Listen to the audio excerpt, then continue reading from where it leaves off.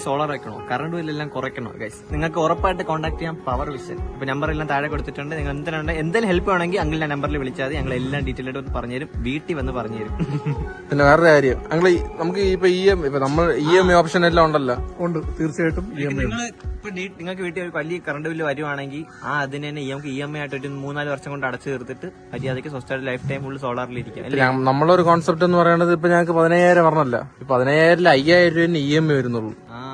അങ്ങനെ നോക്കുമ്പോ ലാഭമാണ് അല്ലേ? തീർച്ചയായിട്ടും ലാഭമാണ്. നിങ്ങൾക്ക് EV ഉണ്ട്, കാറുണ്ട്.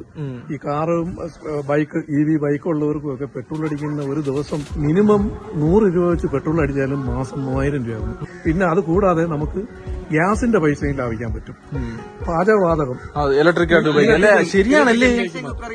ഇലക്ട്രിക്കലിലേക്ക് മാറ്റാം. മാസം 1000 രൂപ നമുക്ക് അതും ലാഭിക്കാൻ പറ്റും. അല്ലെങ്കിൽ കറക്റ്റ് ഒരു കുറച്ച് ഇത് നിറയെ യൂസേജ് ഉള്ള ഇതിൽ യൂസ് ചെയ്താലും മതി അല്ലേ?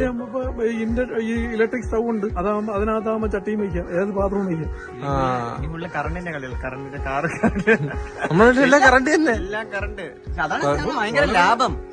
സോളാർ എന്ന് പറയുന്നത് വളരെ ലാഭമാണ്. കാരണം നമ്മള് ഇപ്പൊ സാധാരണ കുടുംബങ്ങളുടെ കയ്യിൽ നിന്ന് ഈ കുറേശ്ശെ പൈസ 100-200 രൂപ ഇലക്ട്രിസിറ്റിക്കും ആയാലും അല്ലെങ്കിൽ പെട്രോളിനായാലും ഗ്യാസിനായാലും മാസം ഇങ്ങനെ പോകുന്നത് നമ്മൾ കാൽക്കുലേറ്റ് ചെയ്യാറില്ല. അതേസമയം നമ്മൾ സോളാറിലേക്ക് മാറിക്കഴിഞ്ഞാൽ തീർച്ചയായിട്ടും നമ്മൾ 30 വർഷത്തെ വാറണ്ടിയിലാണ് സോളാർ ചെയ്യുന്നത്. ഫസ്റ്റ് ഇതിന് 30 വർഷം വാറണ്ടി ഉണ്ടല്ലോ. 30 വർഷം വാറണ്ടി. എന്തെന്നാലും നിങ്ങൾ അതിന്റെ സർവീസ് കാര്യങ്ങളെല്ലാം നോക്കുന്നത്. 2 എന്ന് പറഞ്ഞാൽ നമുക്ക് ഫസ്റ്റ് ഇനിഷ്യൽ എക്സ്പെൻസീവ് ഉള്ളൂ. ഓൺ ഗ്രിഡ് സിസ്റ്റത്തിന്റെ പ്രത്യേകത അതാണ്. ആദ്യത്തെ മുതൽ മുടക്കേ വരുന്നുള്ളൂ. ഫസ്റ്റ് ഒരു മണി ഇൻവെസ്റ്റ് ചെയ്താൽ അത് നിങ്ങൾക്ക് ഒരു 30 വർഷത്തെ കറണ്ട് നടക്കേണ്ട, അത് തന്നെ നിങ്ങൾക്ക് ലൈഫ് ടൈം കൊണ്ടുപോകാൻ പറ്റും.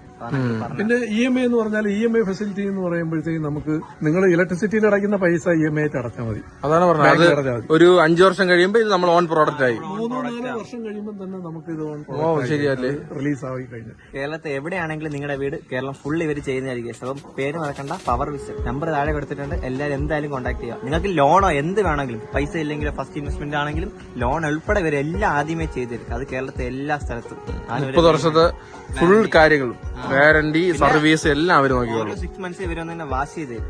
അതാണ് മെയിൻ പോയിന്റ്. നിങ്ങൾക്ക് സോളാർ വെക്കണമെങ്കിൽ ഉറപ്പായിട്ട് നിങ്ങൾക്ക് പവർ വിഷനെ കോൺടാക്ട് ചെയ്യാം.